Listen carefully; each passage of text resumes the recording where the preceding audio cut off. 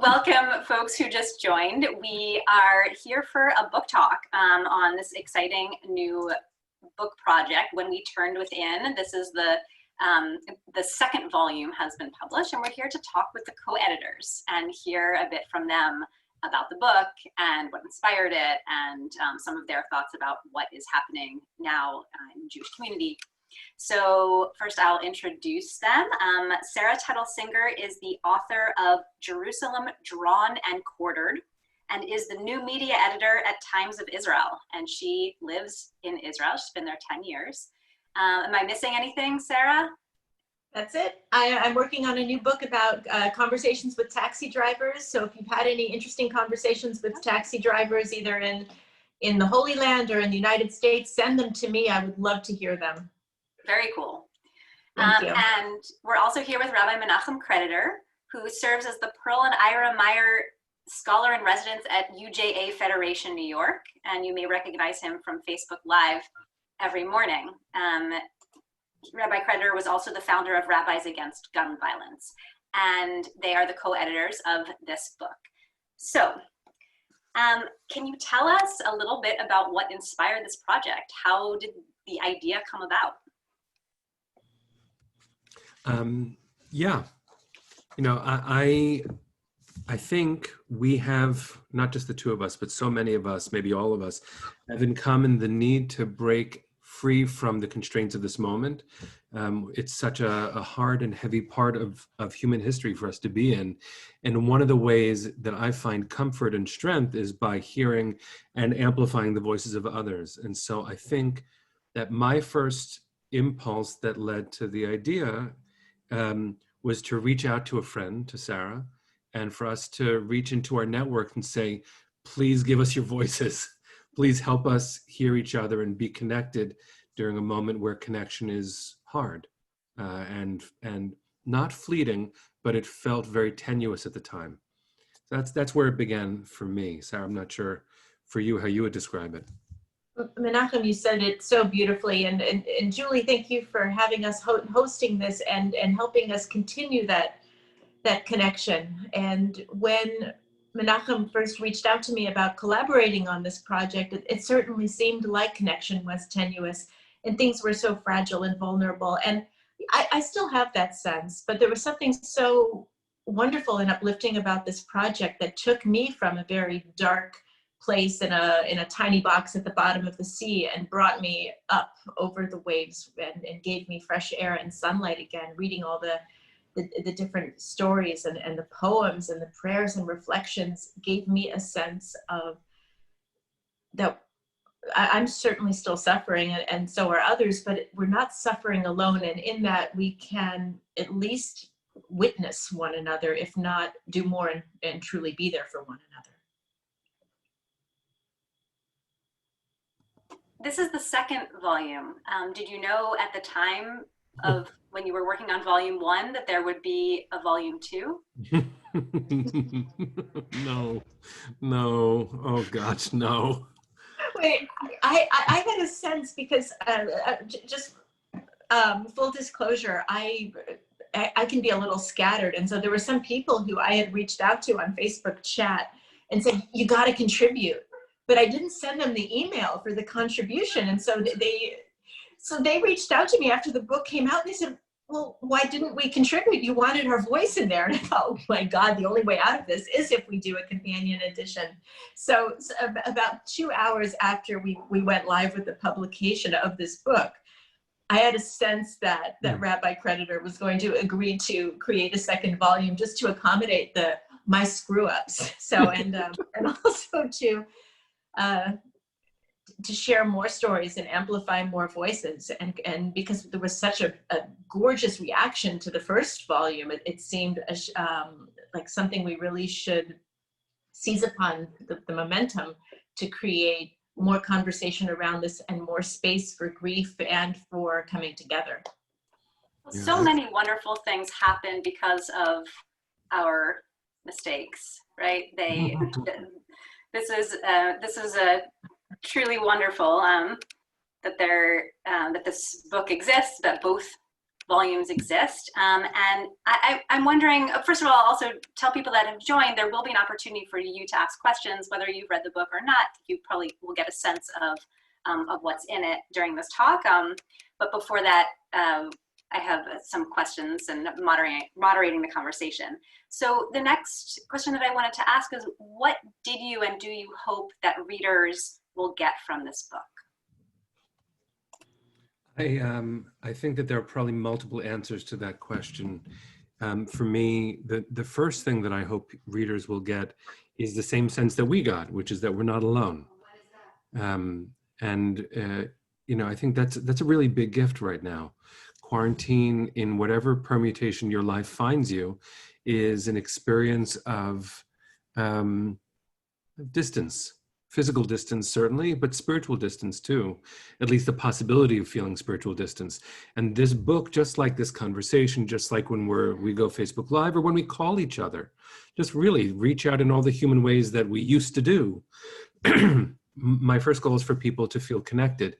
The other top answer for me only became true or observable as people sent in their contributions. There were patterns that began to emerge from the way we spoke about the experience we have as single people, as older people. There are a few teenagers who sent in their words. They sounded incredibly mature, but also like each other in some ways. Poets sounded like they were tapping into the same current of energy in the universe. And rabbis sounded like nurses, and bakers sounded like grandparents. And there are patterns of human behavior and emotional life that I hope people will tap into and say, you know, we are really human humans. And the way that we express ourselves is nothing short of divine. Like, people are pouring out their souls. And so, you know, I took a picture, like holding these two books just like this. And I felt like, oh my God, these are our tablets. Like, we are bringing things to each other, and it's different because it's not, well, I would say it's both different and not. If you believe that Moses brought down tablets from God, and if you believe that human beings are each created in the image of God, then we are permutations of God that authored these new tablets. There's something really comforting about just the weight of our voices, the reality of it. It's so beautifully said, Menachem. And also what's remarkable about what you did is during the process of accepting the contributions, we started getting stories that reflected the anguish around the murder of George Floyd and around the protests. And it became more than just about the suffering through COVID-19. Certainly the essays were all informed by that, as for the prayers and poems, but it's taken on an even bigger meaning and a resonance that I believe will be looked back at years from now, along with the pieces that are strictly about the virus and about weathering the storm of the virus, as this time capsule. Because this was happening in real time as we were feeling these things. We did not have time to reflect on something that happened 10 years ago and how we got through it. We're still going through it. And the second volume reflects that too. It didn't just suddenly end, and we didn't suddenly have space to process and write. We're still in it, in all of it, in the throes of the political turmoil, in the deep concerns about our health and the health of those we love. We're still going through it. We're still processing it, and these two tablets that you held up reflect that in such a powerful way. You know, Sarah, as you said that, you know, Julie, I'm not sure where you want to go, but I don't want to leave behind the intersections of Corona and systemic racism. The authors wove that over and over and over without, you know, our artificially prompting it. That is, I think, a core Jewish sensibility to recognize that justice is justice is justice. And any injustice, be it the exacerbated inequalities that were already true in American society, that meant anyone who was marginalized was further marginalized and oppressed during the pandemic. And that became even more true when we were all glued to our screens and watched one human being kneel and choke the life out of another human being. right? And so there was this one, I had to divide between poems and prayers, but I sort of didn't feel that those categories were real. This is in the prayer section of the first. Rabbi Dan Moskowitz wrote a poem prayer called Vaccinate Us. And I remember, seeing the title of it, I'm like, okay, praying to God for healing from the pandemic. But listen to how she begins. As our world suffers, sickened by this virus, we pray. Inoculate our hearts with fortitude to dismantle systemic racism. Inject our souls with compassion to love and then to love harder. Mitigate our structures of power against abuse, exploitation, and violence. Protect our siblings among us and beyond, beloved humans who lay bleeding in our streets. And if we need vaccination, we really need vaccination. When this pandemic, please God, will be over, we will still need to address this systemic disease of racism, especially in America, and clearly not limited to it. Did it surprise you to receive these submissions that spoke to the systemic racism? And did you expect that? Hope for that? That's a really good question. I'll just answer briefly. And Sarah's in Israel and I'm here. And, we each, I think I've admired Sarah's writing for so long. She doesn't write from one specific perspective. So I'm going to sort of just give a narrow response and wait for hers. I hope that one of the byproducts of this creative process is to further destigmatize the Jewish involvement in anti-racist campaigns. Jews, especially establishment leaders, whatever that means, don't address this head on for fear of alienating diverse and generationally different donors and members of shuls and whatever it is. And I think that this book has encoded that we cannot pull that apart from the core Jewish conventional commitments. So surprised, I don't know, gratified, sadly, yes. Yeah. Beautifully said, really. And thank you. Okay, so there's so many of these essays where were incredibly, incredibly moving, and I'll just share a few quotes from a few of them and hear your thoughts about these. So, in Rabbi Dan Moskowitz's essay "Kaddish in a Pandemic," he compares this time to the Israelites in the desert, and he was not the only one. And I think it's a very interesting comparison, and he calls it both monotonous and at the same time tremendously challenging. He writes, "We must let life-changing events be life-changing." How do you understand this?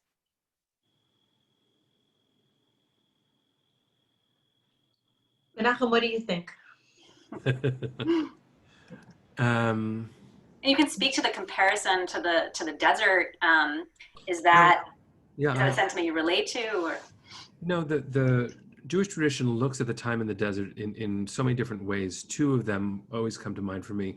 One of them, we sing this Friday night. It's a quote from Tehillim, from Psalms. Arba'im shana akut bedor. Right, for 40 generations, I wrestled with that nation, Va'omar toy levavhem, right? And I couldn't stand them. They were so stubborn, and I swore they would never make it to the promised land. This obnoxious, stubborn people, meaning us, right? And so you can look at this tribulation, the death of a generation, 40 years on this desert odyssey, as a place of deep strife. And of course, the book of Bamidbar, of Numbers, is full of that. That's what the book's, pervaded with.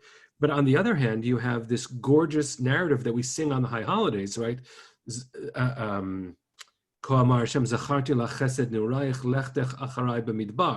I remember our honeymoon. Like, you followed me in the desert. It was gorgeous and loving. And both can be true, but who the hell wants to spend that kind of time in the desert? I mean, I like visiting the desert a lot, but who wants to spend 40 years wandering towards a promised land that your parents were promised and they're no longer with you, right? So let's relate it and use that comparison too. Who wants to be in this world moment? Who would choose it? But what Rabbi Moskowitz is writing, and what a blessing it is that he said it that way, we must let life-changing events be life-changing. We cannot go back to how things were pre-pandemic and think that was okay. That's not just a national statement in the United States. We are far from okay. But as a globe, how dare we say that getting back to whatever the status quo then was okay? Look where it left us. So precarious, and the people of privilege are more privileged, and the people who are struggling are left behind in so many ways. We call them essential because they do essential things, but essential can be a code word for you don't have the choice to shift your work to sitting behind a desk. Mm-hmm. And so the desert's an awful place of deep transformation. No one deserves to be exiled there, but we can make something from it. I love what you said about all of that. I want to go back to what you said about the essential workers. When we think here in Israel, there are mass protests right now against the prime minister, and they were informed by for many things, the corruption, systemic racism and bigotry against different populations here, especially the Palestinians and Palestinian citizens of Israel, but also in the way that the pandemic has been handled with the economy. And a friend of mine and I were talking about this, and we realized that for many people, it's a luxury to have to worry about getting sick when so many folks are just, their primary worry isn't the virus. It's, are we going to be able to afford rent? Are we going to be able to feed our families? And thinking about that was a mind shift for me, and how I looked at how things are going on, and how people are relating to lockdown versus no lockdown, and abiding by the rules of the lockdown versus disobeying them. So they just want to put food on their tables and in their kids' mouths. I love what Rabbi Moskowitz wrote about the desert, and certainly that imagery was in my mind, especially before Pesach. And I know many folks have written about that sense that we came out of the narrow straits of Mitzrayim into the land of liberation, to the promised land, and that we're feeling as though we're going through those narrow straits now, where the world has shrunken, where our lives seem in some ways so overwhelming and yet smaller at the same time, where our interactions are reduced to these boxes on the screen, and where we're living moment to moment, and that we're longing for more. And at least in our biblical narrative, we have the promise of that liberation. And I'd like to think that we have that promise here too, and we can build a better future once we're through it. And that's something I'm holding on to. And Rabbi, as you said before, the virus of systemic racism must be addressed after the virus of COVID has been eradicated. We have so much work to do. And that is part of building that better promised land together. And I think these, the reflections in the anthology really speak to that. Beautiful. Yeah, I think about the desert and after Pesach, and thinking about the fact that we know the narrative, we know that there were 40 years in the desert, but now that we are in this desert-like place, we don't know how long we'll be in it, and that also feels like a challenge. I want to turn to some of the more to a positive spin. I found Rabbi Lisa Grushkow's essay very interesting. While she admits that it was a difficult and for some communities not possible to shift to an online version of their services, she then goes on to list all of the things she loves about Zoom. Now, this essay, I think, was written back in the spring, so I'm not sure how things are going now. But if we can assume the same, she writes, and I'll read this short passage from her. First she speaks of that geographically, she loves that people can join that live at a distance, family members of members, or people who have moved away that can now join services when they couldn't before. and for people who are homebound and elderly or otherwise who can't get to the actual physical space. And she writes, quote, "I love seeing other people's living spaces. I love the dogs that jump onto laps and the cats who perch on shoulders. I even love my own cat who has decided that the Aleinu prayer is the perfect time to attack my tsitsi, despite otherwise socially distancing. I love the person who puts on makeup before she turns on her video, the person who picks up phone calls or eats while on camera, the parent whose kid unmutes them at exactly the wrong moment. I love how human we all are." And this made me think of kind of this interesting blurring of the lines between the private and public spaces. Can you speak to this and the impact of this, if you think this has an impact on our communities and our relationships? I loved this essay for many reasons. I mean, for one thing, Zoom has brought my family closer together than ever before. Everybody except for my kids lives in Los Angeles or on the East Coast, and we don't see each other except for a few times a year. And then it's these visits that are really nice and intense, but we don't stay in contact day after day, week after week. But now, because of this, because we can't get on a plane and see each other, we've set up a Zoom call every Sunday evening. And because of these Zoom calls, my father and my Aunt Karen both contributed to the anthology because they knew about it, because I was able to tell them about it, and we were able to maintain that intimacy. But the point that Lisa says that also resonates so deeply about, we see each other's spaces and how human we are, is such a nice antidote to the curated images that we put up on social media. And I'm unbelievably guilty of this, you know, the filters and the right lighting and the sunset, and you spend 3 hours thinking about a caption to share one moment in time, and we create a sense of happiness that may be informed by truth, but we also have curated it in such a way that it's become a bit glossy and a bit phony. And this really is a nice antidote to that, where you see into each other's lives and you see those moments that make us human and funny and vulnerable and are so touching and so relatable. And it's a really genuine way of bringing us closer. That said, I have a virtual background on because it's a white wall behind me anyway, and my cat's out of the kitchen, but I have been on those calls where those things have happened, and they're great. It's a nice connection in an otherwise disconnected time. Yeah, actually, you know, Julie, it's Sarah, the way you said that is so beautiful. I've ached to have a successful virtual background, but I don't have a plain wall. I want to have Hogwarts library behind me. Yeah. Sort of, Oh, that's my next one. Okay, good idea. I've tried to do that and it just doesn't work. Ends up making my shirt look like a library. So anyway, you know, Julie, you and I were speaking a couple of days ago, and I remember in earlier iterations of each of our careers, right? You were commissioned by a community in San Francisco in the Bay Area, and you were a soferet writing a Torah in public. And what a blurring of boundaries that was. What a strange thing to witness in public and for you to do while being watched in the most intimate and ritualized and somehow displayable ways. And I think that we're beginning to experience that too.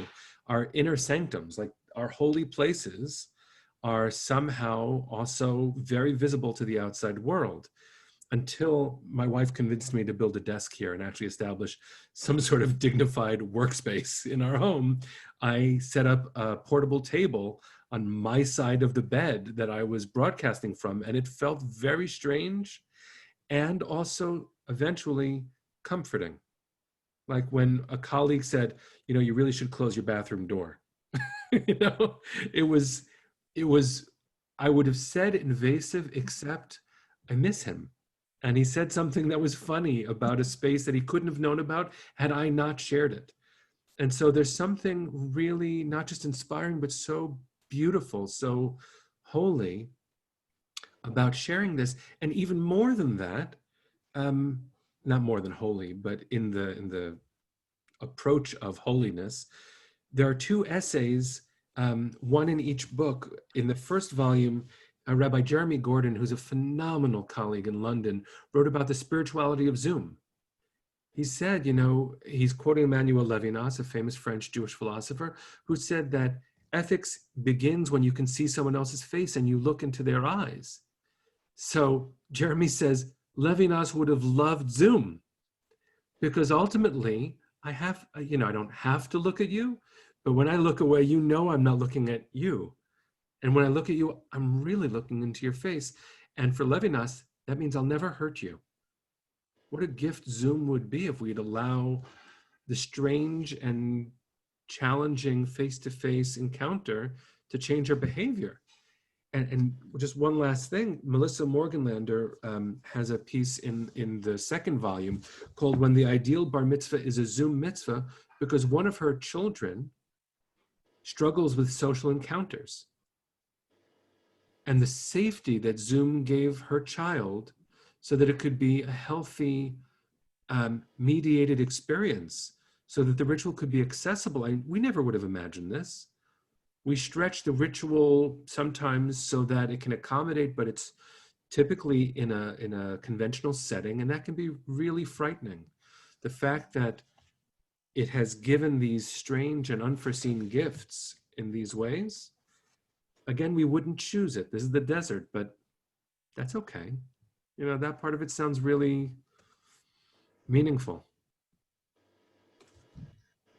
There is beauty in the desert. And when Julie and I were talking about this a little earlier before the Zoom broadcast, because we both love the desert in Israel and Mitzpeh Ramon area. When it gets dark, the stars come out and the sky is as bright as it could ever be, with no source of larger light like the sun. And even especially when the moon isn't shining that night, there's just millions of stars. And we're lucky to be able to see those, even during the hard times, even when we're out lost in the darkness a bit and wandering around. There are beautiful things to find and celebrate. Beautiful.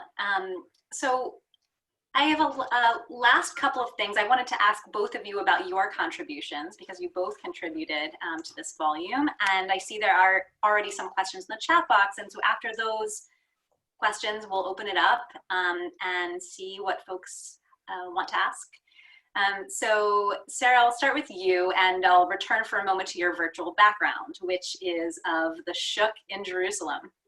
And this, in fact, was the content of your piece. You describe kind of like a typical, what I think of as a typical Friday morning in the Shuk. All the noises and the commotion and babies screaming and people selling vegetables and fruit, and you sipping your coffee and feeling like, and saying what you want is this normal moment. And how I read that is possibly that perhaps you took this normalcy for granted.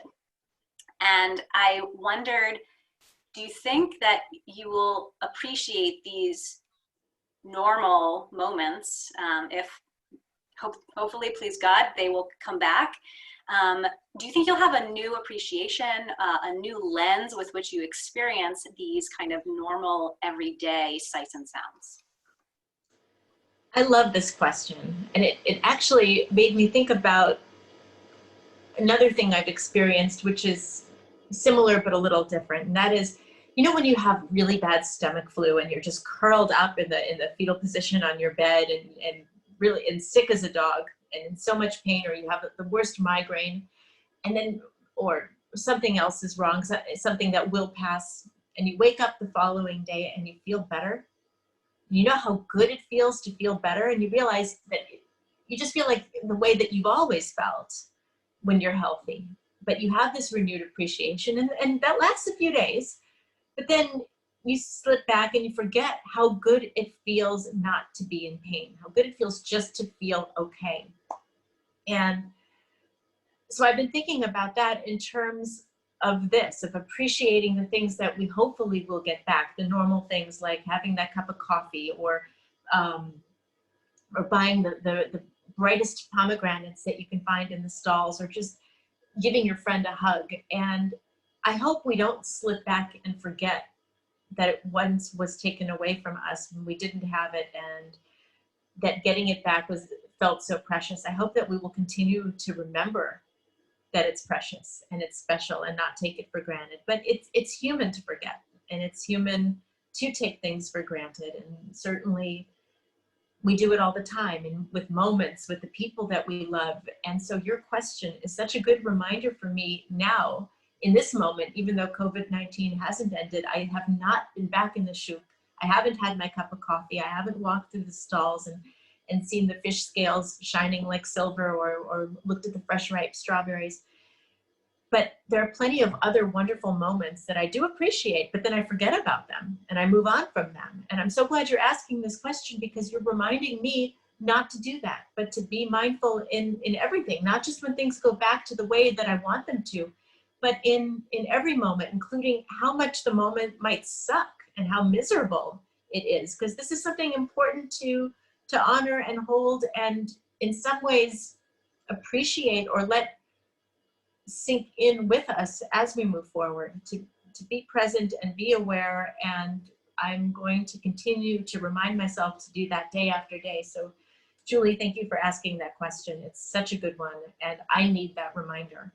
That's beautiful, Sarah. Thank you.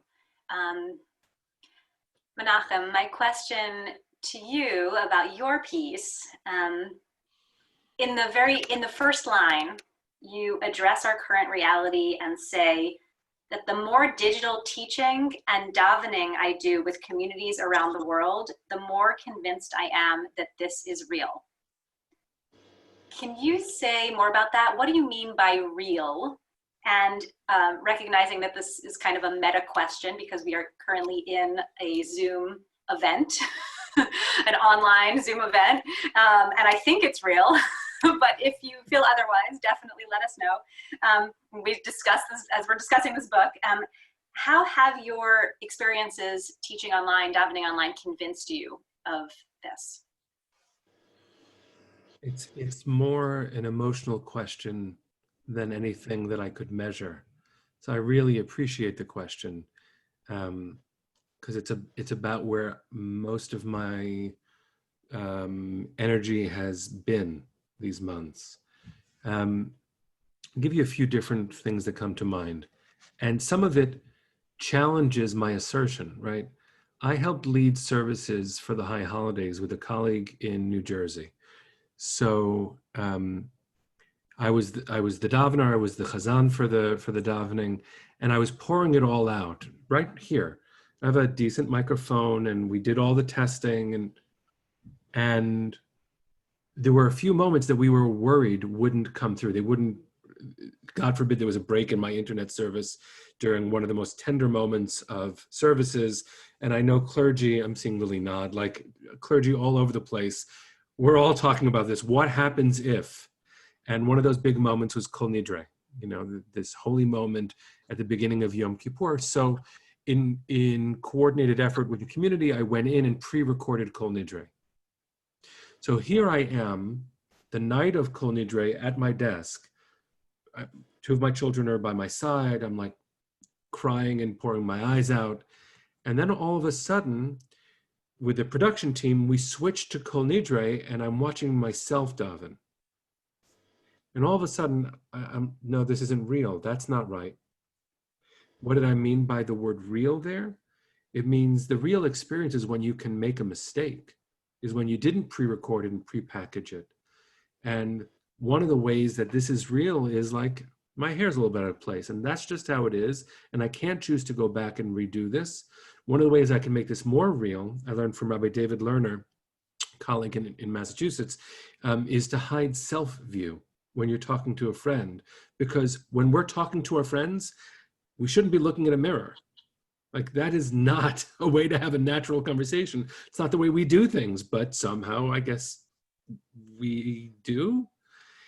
The other thing that I wanted to say is, for me, one of the most emotional parts of this, and it's part of one of the poems I wrote in the first volume.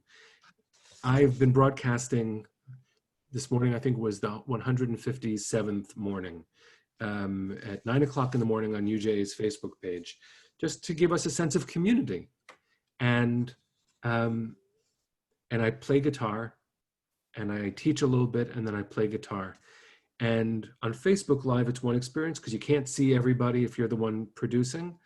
But when you're on Zoom and your room is populated, and I'm watching the room, and my room is populated, and I watch my friends go away from the screen, I was, for the first number of times, and now as I'm saying it, feeling it again, overcome by sadness and loneliness. Because there my friends went. And in the positive sense, that meant that my friends were here. It's real because we really are together. And blending some of our questions, like my friend Sarah and I have really only met twice in person, and yet I feel so connected with you. And Julie, you and I have been friends for a long time, but we haven't seen each other in a long time. And, there's something incredibly real about this. When we're done with this conversation, I already feel it, like I'm gonna miss the depth of this, which means it's real. Would I prefer us to be able to do this and sit across a table and make jokes about the coffee we all just had? Much more. But this matters. I think the word real is another way of saying this matters. That's just beautiful. Thank you. Thank you both. Thank you all. There's time for questions. So I see in the chat, I'll let folks unmute themselves now. And Rabbi Lily, you had a few questions. Did you want to ask them? Or Sure. I was kind of typing them out so that I didn't forget them. But I was, so a couple of things. How did you decide on the different sections or headers of the book?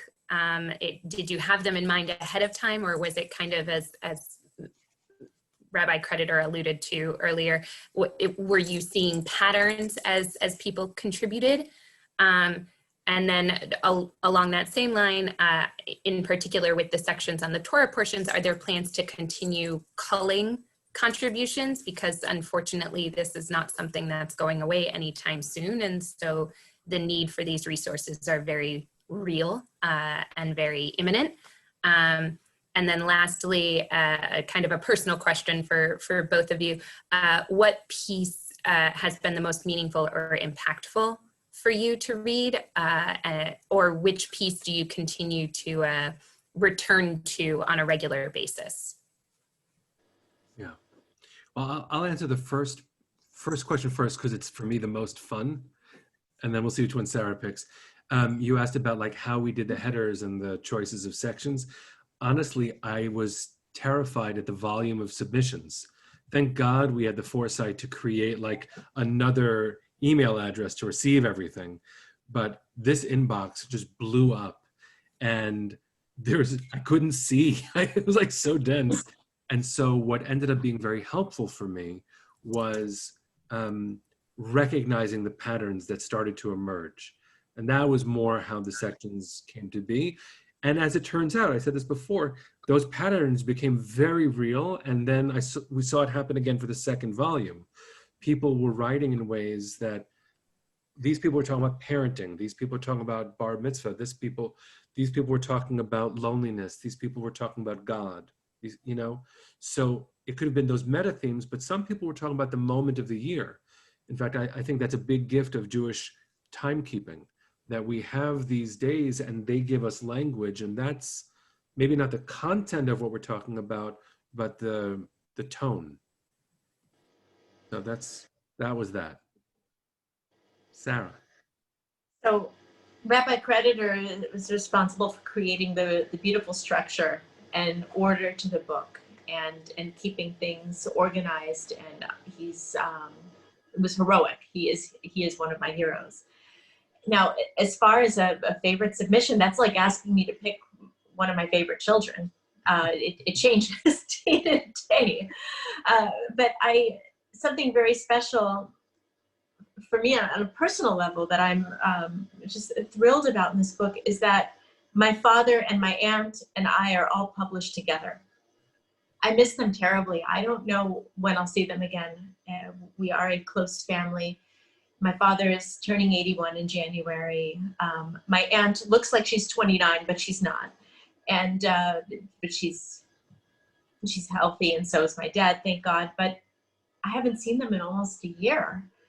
And they both submitted, and their submissions are very different. My aunt talks a lot about her own day-to-day experiences and how she even put alcohol all over the cat because the cat brushed up against a bag of groceries. And what if the bag of groceries had COVID-19 on it? And so now the cat might have it. So she bathed the cat in Purell, which I relate to as someone with sort of a low-key terror, absolute abject terror of germs. And so I love that piece, not just because it's funny and relatable and poignant, but because it's my aunt and we're published together. And then my father wrote a very short piece about how he's making lemonade from the lemons of COVID-19 and things he's doing to make his world better and enrich the time that he has. And I love that too.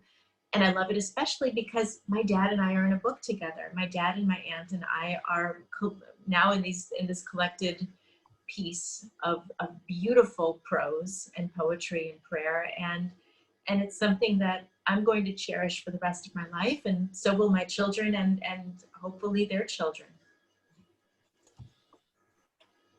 Eli, or I don't know if it's Eli or Ellie, do you want to ask your question about Sarah's poem? Yes, the entry that I remember the most, that had the most power for me, Sarah, was your poem. I don't remember the title. It started with "I didn't bake bread." Does that sound familiar? That was the title. I think that was actually the title. Thank you. Well, great.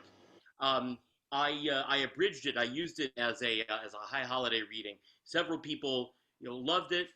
One person hated it, and I know why she hated it. It was too powerful for her. And I think you should take it as a compliment that she hated it, because that means that it touched her. It moved her. Maybe it made her uncomfortable, but I think great writing should make us uncomfortable. And I want to know more about how you came up with this poem. Thank you so much, and I'm honored that you used it and that you were moved by it, and I agree with you. If it's important to have a reaction to something, even if that reaction is real hate. So I'm glad you told me that. I'm glad that at least it touched a nerve. May not have been the best nerve to touch, but at least there was feeling around that. I wrote that piece because I was seeing so many beautiful posts on Facebook from my friends who were sharing their recipes and pictures of their garden and how they were learning Japanese and all these ways that they were being that they were turning lemon into lemonades, just like my dad, in ways that they were using this moment to build an oasis in the desert. And at that point, I was down in like the deepest ravine in the darkest corner of the farthest desert that you could imagine, and just being able to wake up in the morning took a monumental effort. And so that's why I wrote the piece, because at that point I was smashing dishes in the sink. I was and not by accident, but with full intention, and just getting through the mess of it all, just being alive took sheer force of will. And so that piece poured out of me. And I'm someone where when I write about something that's really difficult, once I finish writing about it, it suddenly seems smaller and it seems less scary, and it's no longer insurmountable. And so that piece, writing it, was very helpful for me, and it helped me move on from that feeling of being stuck and lost. And I'm grateful that I had the chance to publish it in the anthology. And thank you for asking about it. And I'm so touched that it spoke to you. Thank you. That was beautiful. Ginger would like to know if there's a volume 3 planned. I mean, my real answer is please God, no. You know, for a million reasons. One of them is like, this should just end and everyone should be healthy, and we should not have time to do this because we're so busy loving each other and being out on walks and not running away from each other when you see someone else on the sidewalk, not crossing the street, and just, you know, so no, there's no plan for it. Which shouldn't, let me say it this way, people should see what we've done and replicate it themselves. There's, with the use of technology, not just with social media, it is possible to distribute and collect and amplify and do all these things. At the moment, I don't think we're planning a volume 3. I think this is a lot. This is a lot of testimony. Who knows? Maybe I'll be wrong, and we'll change our minds and see what happens. But I think at the moment, these two are going to have to suffice.